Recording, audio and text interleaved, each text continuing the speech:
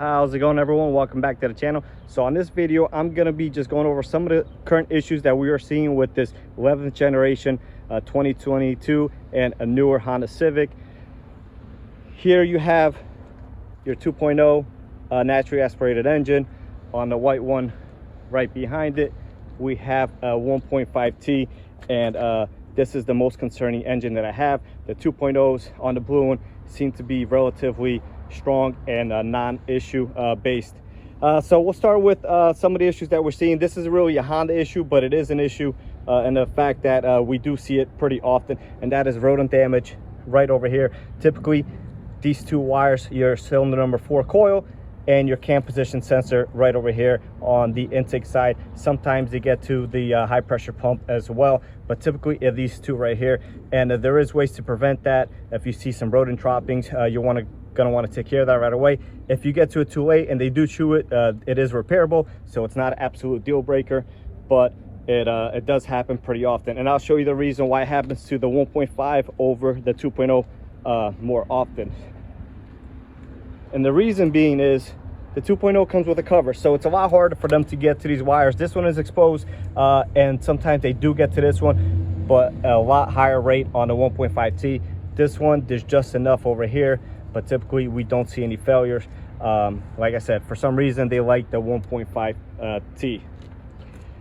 So besides that, actual issues with the car, we've seen a high amount of brake switch failures, and you'll get some messages on your dashboard. Everything will work, but the brake switch, the brake switches do fail. We've seen probably a good 15 of them. So not a good indicator, but it is relatively simple to replace, and it'll be under warranty at this point, so you won't have to pay anything. We've also seen some failures with software updates on the cameras right over there on the windshield. There is a bulletin for that. Again, not a huge deal, but we are seeing them. We've also replaced a few of them when the bulletin hasn't fixed it for different codes, but that's the biggest issues we are seeing right now. So if you have seen any of my previous videos, you'll know that the 1.5T that we have right over here comes in a few different chassis, including the older previous generation Civic, the Accord, and the CR-V, as well as a new Integra. And without the Integra, because that one is fairly new, just like the Civic, we've seen a high amount of head gasket failures.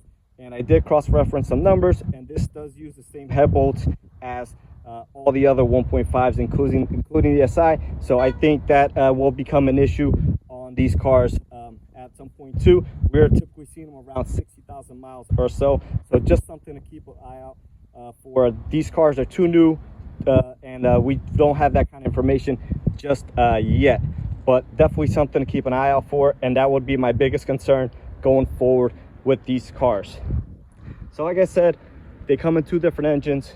If you do choose to get one, I will definitely try to get one with the naturally aspirated engine, as they seem to be a ton more reliable and less problematic in the long run, you know, mostly due to the fact that it's just less stuff moving, less moving parts. You don't have a turbo, it's not running as hot and stuff like that. So all that stuff is great for more power, but it definitely comes at a price.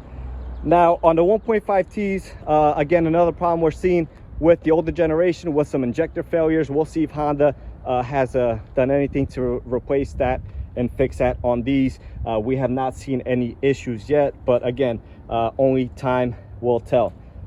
Other than that, these cars have been solid. We haven't seen that many of them because of the whole shortage issue, but so far so good, it looks like, from the small sample size we have. This video will be good obviously for people with the car right now, people looking to buy one. Maybe you're in a lease, and in a couple of years you're going to be buying out your lease, or even in a few years, if you're watching this video down the line, you're considering buying this car used. This will definitely be something you want to watch and keep an eye out for. With that being said, guys, thanks for watching. Please like, comment, and subscribe, and stay tuned for more videos just like this one.